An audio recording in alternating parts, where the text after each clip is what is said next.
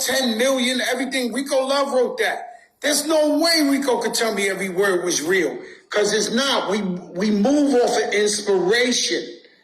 And so we get inspired, and then one day I'll go to the studio, I'm mad. So I write some fuck the police. One day I'm happy with the family, I go in the studio and I write about love and peace and tranquility. And then I write some gangster shit. And so, you know, what I'm explaining to you, putting myself on CNN on the hot seat for hip hop culture and hip hop music. And I had to say 95% of what I say is a lie so that they could understand that it's unfair to try some kids for the rest of their life with shit they might have not done. If I take 20 up-and-coming artists around this block right here on the corner, one of them is going to say he got a Bentley, one of them is going to say his watch, one of them is going to say he robbed a bodega, one of them is going to say, none of this shit is true. None of this shit is true. Shout out to Ruben Diaz and his family in Puerto Rico. And so what you got to understand is that it's creativity. It's imagination.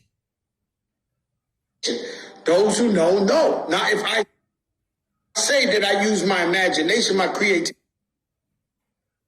in my music, don't mean I ain't live a real fucking life in the streets. Like, you know, and you know, sometimes, you know, I watch like these Twitters and they say, oh, I knew it was alive. That, yo, bro, the people that know. The people that know. What did Rico say? You made it very clear, bro. What's understood doesn't need to be said. We already know. That's the rap act is so important. But that's what I'm trying to tell you. And this man's on the committee of the Grammys and all that. I'm taking the sword for you. Don't think you get that. Aspiring artist, up and coming. Young Thug, I don't know the brother. I don't know the brother. I met him once or twice. He was very respectful. But I know what they're doing to him is wrong. And what does that mean? They could do it to anybody.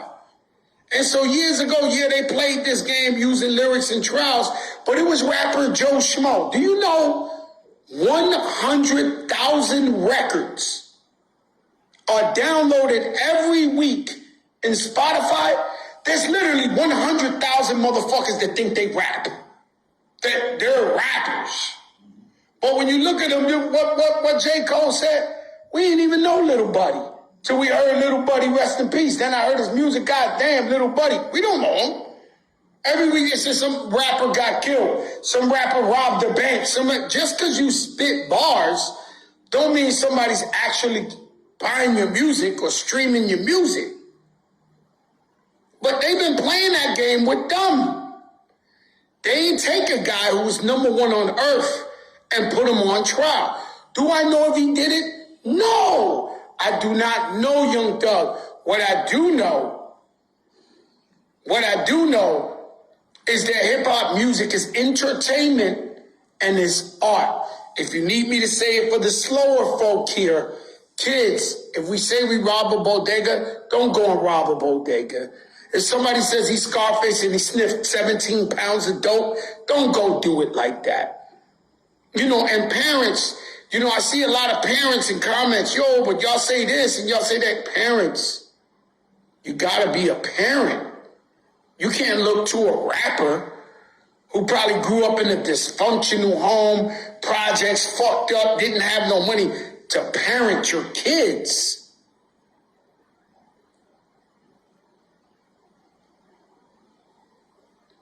And so this is the home of the viral. The biggest show in the game. Everybody pretends like they got a podcast or they got a set. They got a shit. Nobody does this like me. When I talk, this shit go everywhere. Don't let nobody lie to you. This is Jopra. It's been like this since the COVID. And I came on here, I've been exposing myself to y'all. To give you gems. To give you something no other rapper that's as successful as Fat Joe is ever going to come on here and give you. He's never going to tell you about the wins. He's never going to tell you about the losses. It's a fucking funny time.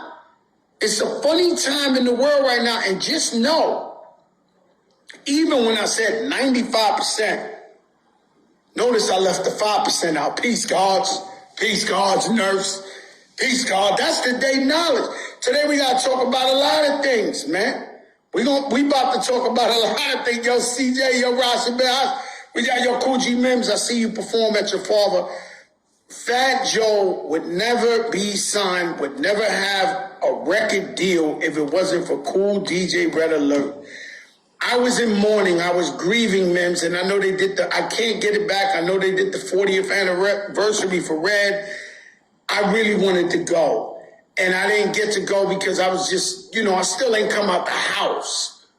To be honest with you, I ain't come out the house because I've been mourning my brother Raul. It's a fucked up pain that you got to deal with when one of your brothers pass away. It's a fucked up pain. But when I said 95%, the 5% was for the guards. You know what this is. And so what happens is even when I meet with the vice presidents, Kamala Harris, a lot of you dealing with bad karma. I'm dealing with Kamala. Talking about the black and brown and how can we uplift our community? How can we invest more? How can we give them startup money so they can start businesses and be entrepreneurs? My soul's never for sale, guys. It's always fighting with you, whether you there or you're not. When I go on CNN and I talk that shit, I'm thinking about all of you. Because if they could do it to Young Doug, who's filthy rich, because, as far as I know, Young Doug was on private planes every day. They got it, right? They got the bag. So if they could do it to him and his crew, they will easily do that to you. Now, let's address another situation, right? Shout out to my brother, because I said something earlier this week. Another shit went viral, but I've been saying it my whole life. When I was in junior high, I always was Fat Joey. I was always Fat Joey. Since 3 years old, they always call me Fat Joey in the projects. People from Mississippi, Alabama, somewhere else, the guys that want to be on Twitter, you just can't possibly know where I grew up. When I say I grew up 90% black neighborhood, that's where I'm from inception. From the Bronx, from Bronx, Lebanon Hospital, where Larry Davis shot them cops across the street, straight to Forest Projects and Washington Projects. So you can't know where I'm from. 3673 is in the building. You cannot know where I'm from. If you knew where I'm from, you leave me alone. You couldn't fix your cheek to say culture vulture. You couldn't fix your tongue who Joey is or where he's from. And that sucks for you if you have agenda against me because I'm from the cloth in every aspect. And so, I got my name and I don't lie to you people. I try to tell you the truth. I got the name because I was always Fat Joey.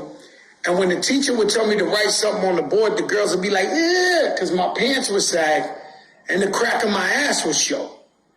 And so they'd be like, Joey Crack. And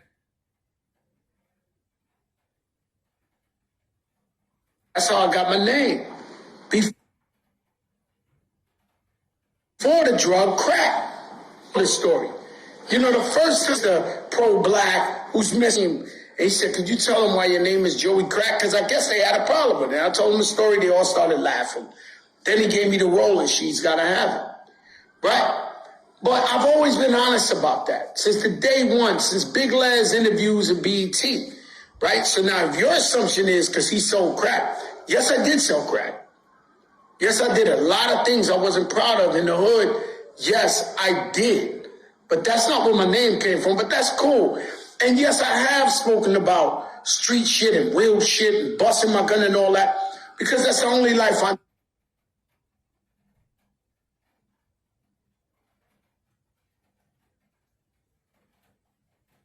know. It's the only life I grew up around. Now I know more, now I know better, and I add out to AZ.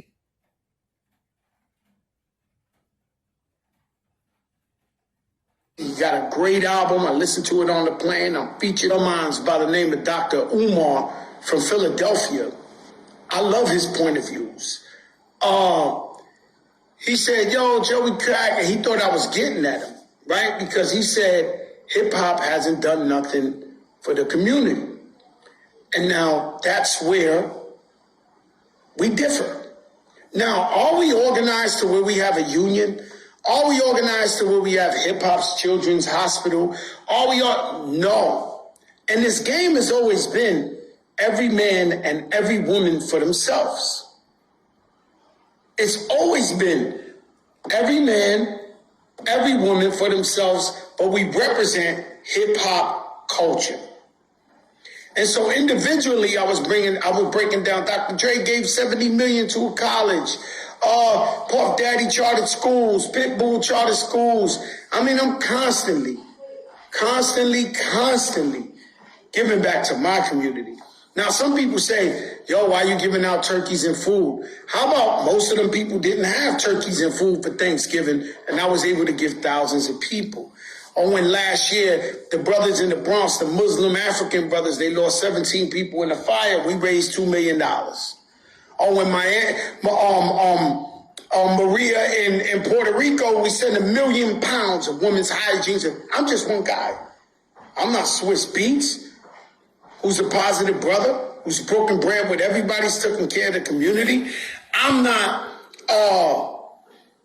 Rick Ross, who gives back. I'm not. Everybody gives back. Everybody gives back. Everybody does what they can individually. Right? And I'm not arguing with him where he says, hey, we say gangster shit, this and that, but we're not to be people's parents of their kids. Music is entertainment. Tonight, I am going to watch with my family Tracy Ellis Ross and Eddie Murphy's Christmas movie, because I want to watch that tonight. Last night I watched John Wick shoot 10 million people. Now, am I supposed to one thing you got to realize, guys, is because the rappers is a black and Spanish face, they got to be real. They really got to shoot the people in the song. They really got to kill the hood. They really got to... It's a gangster flick on music. And so this is what's been taught to me down and down and down. And I tell brother Dr. Umar, I got nothing but respect and love for you. I agree with about 90% of the shit you say.